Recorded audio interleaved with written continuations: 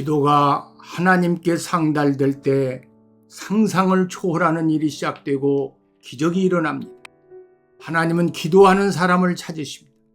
기도가 위대한 삶의 시작입니다. 말씀에 의지하여 기도의 깊은 곳에 그물을 내리는 것은 어려운 일입니다. 기도의 깊은 골짜기까지 들어가는 일에는 시간이 걸립니다. 그러나 기도의 깊은 세계는 분명히 존재합니다. 하나님의 위대하심을 보기 시작하면 우리의 예상을 뛰어넘는 은혜의 강물이 솟아나는 것을 경험하게 됩니다. 기도하지 못하도록 방해하는 현대 문화 속에서 기도의 광맥을 쫓아 계속 하나님을 찾는 자들은 결코 실망할 일이 없을 것입니다.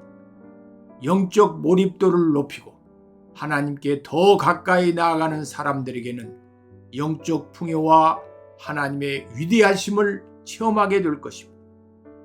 기도는 하나님의 비밀 무기이며 기도는 우리의 생각보다 훨씬 더 위대합니다. 기도를 통해 세상 사람들과 다른 높은 차원의 인생을 살아갈 수 있습니다. 기도가 사역입니다. 기도가 영성입니다. 기도가 미래입니다. 사도 바울은 로마서 12장 12절에 소망 중에 즐거워하며 환난 중에 참으며 기도에 항상 힘쓰며 라고 했습니다. 바울은 기도에 대해 말할 때마다 항상이라는 부사를 사용했습니다. 바울은 그냥 기도하라고 하지 않았습니다. 항상 기도하라고 했습니다. 그리스도인은 기도에 항상 힘써야 합니다. 기쁠 때나 슬플 때나 자신의 감정 상태와 상관없이 피곤하고 낙심이 들 때도 기도해야 합니다. 성경을 보면 변함없이 기도에 항상 힘쓴 사람들이 많습니다. 그들은 자신의 생명을 걸고 기도했습니다.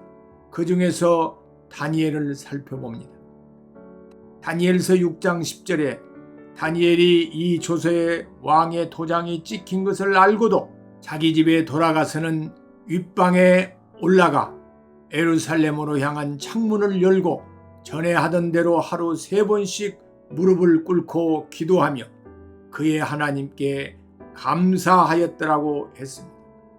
다니엘은 30일 동안 왕위에 어떤 신에게나 사람에게 무엇을 구하면 사자굴에 던져 넣기로 한 조서에 왕의 도장이 찍힌 것을 알았습니다. 그럼에도 그는 전에 하던 대로 하루에 3번씩 무릎을 꿇고 하나님께 기도했습니다. 왕의 조서에 도장이 찍힌 것을 알았으니 잠시 기도를 쉴 수도 있었습니다. 그러나 다니엘은 그렇게 하지 않았습니다. 다니엘은 생명을 걸고 기도했습니다. 항상 기도하는 것이 기도의 사람의 비밀입니다. 다니엘은 기도의 비밀을 알았습니다. 그래서 그는 기도하지 않을 수 없었습니다. 기도를 통해 하나님과 연결되기 때문입니다. 기도하는 것은 다니엘의 삶에서 가장 우선되는 중요한 일이었습니다. 다니엘은 기도의 자리를 자신의 생명처럼 지켰습니다. 이번 주 묵상하고 암송할 말씀 다니엘서 6장 10절 다니엘이 이 조서의 왕의 도장이 찍힌 것을 알고도 자기 집에 돌아가서는 윗방에 올라가 예루살렘으로 향한 창문을 열고 전에 하던 대로 하루에 3번씩 무릎을 꿇고 기도하며 그의 하나님께 감사하였더라. 아멘.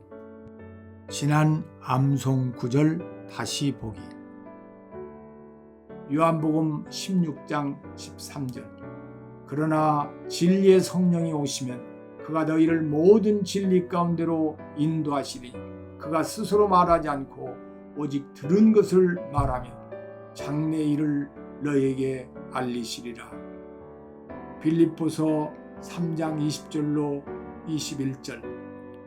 그러나 우리의 시민권은 하늘에 있는지라 거기로부터 구원하는 자 곧 주 예수 그리스도를 기다리노니 그는 만물을 자기에게 복종하게 하실 수 있는 자의 역사로 우리의 낮은 몸을 자기 영광의 몸의 형체와 같이 변하게 하시리라. 마태복음 7장 7절로 11절.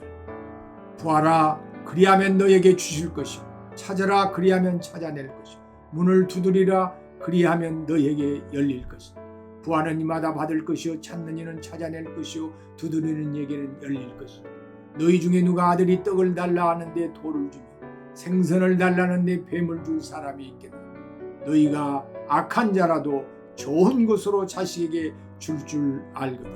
하물며 하늘에 계신 너희 아버지께서 구하는 자에게 좋은 것으로 주시지 않겠느냐. 데살로니가전서 5장 17절. 쉬지 말고 기도하라고.